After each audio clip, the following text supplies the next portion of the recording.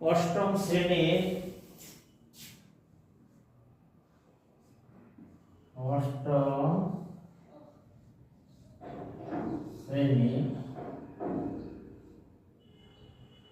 তোমার পাঠ্য বইয়ের অনুশীলনী 12 নম্বর অঙ্কের সমাধান যেমন আছে সরল মুনাফা কিছু 12 নম্বরে দিয়েছে যে 12% 8% মুনাফা হারে ৭৫,০০০ বছরে 8% মুনাফা হারে ৭৫,০০০ টাকা 5 বছরের 1000 টাকা 5 বছরের মুনাফা 5 বছরের ক হইল যে সরল মুনাফা কত ক সরল মুনাফা কত বাই করতে তাহলে 2 খ হইল চক্রবৃদ্ধি মুনাফা কত চক্রবৃদ্ধি মুনাফা কত প্রশ্ন ঘ হইল তোমার সরল মুনাফা চক্রবৃদ্ধি মুনাফার পার্থক্য কত সরল মুনাফা ও চক্রবৃদ্ধি মুনাফার পার্থক্য কত বের করতে হবে আচ্ছা ক সরল মুনাফা তাহলে ক হইল সরল মুনাফা চক্রবৃদ্ধি মুনাফা সরল মুনাফা এখানে আমরা যদি সূত্র প্রয়োগ করি তাহলে আমরা লিখতে পারি এখানে মূলধন বা প্রারম্ভিক মূলধন পি প্রারম্ভিক মূলধন পি ৭৫,০০০ টাকা আর সুদের মুনাফার হার হলো আর এর মান 8% সমান 100/8 আর সময় ডাকে দেওয়া আছে n সমান 5 বছর তাহলে আমরা সরল মুনাফার সূত্র আমরা জানি সুতরাং P I equal to P না সরল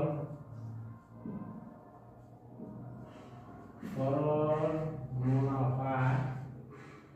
আই সমান পি এন আর তাহলে সরল মুনাফা পি এর মান ৭৫,০০০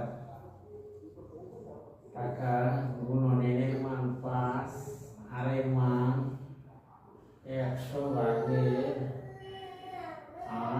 1 2 কাটাকাটি গেলে 5 8 40 তাহলে 40 আর 75 গুণ দিলে 40 75 গুণ দিলে শূন্য একটা 4 5 পরিশোধ আছে 2 4 7 28 আর 2 30 3000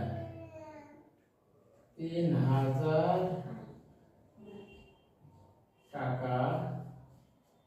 পাওয়া যায় আর এখানে আছে 1 হলো 5 আর 40 আর 75 1 অর্থাৎ 30,000 টাকা 75,000 টাকা হ্যাঁ 5 বছরের মুনাফা হবে 30,000 টাকা 5 বছরের মুনাফা উত্তর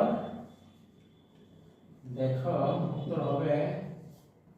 30,000 টাকা 5 বছরের সরল মুনাফা। শেষ। এখানে 500 নোট আমরা 30,000 টাকা পেয়েছি। আমরা এইটুকু মুছে ফেলি, দেখা যাক। প্রিয় দর্শক,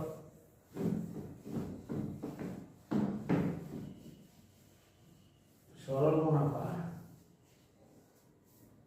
30,000 টাকা।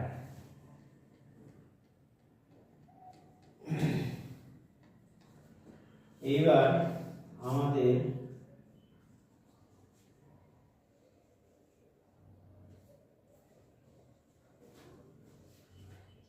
খ নম্বরের আনসার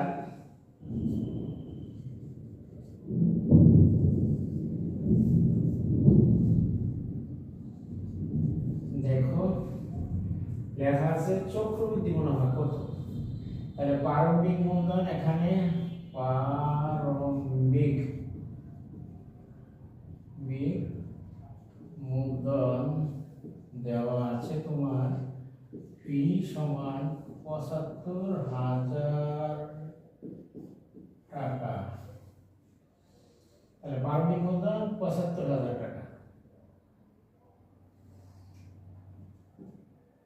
তাইলে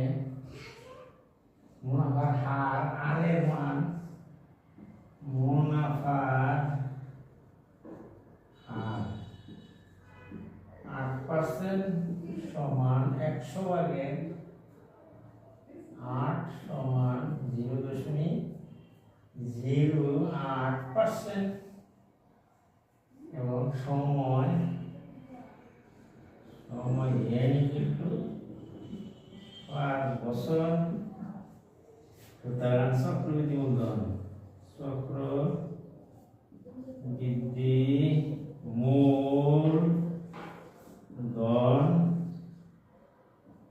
চক্রবৃদ্ধি মূলধন এ সমান 1 প্লাস আর হোল্ডিং পাওয়ার n 75,000 1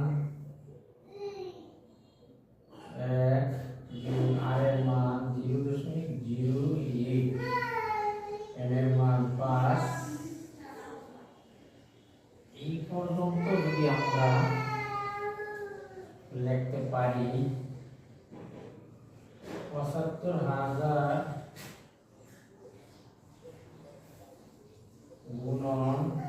1.08 এই হয়তো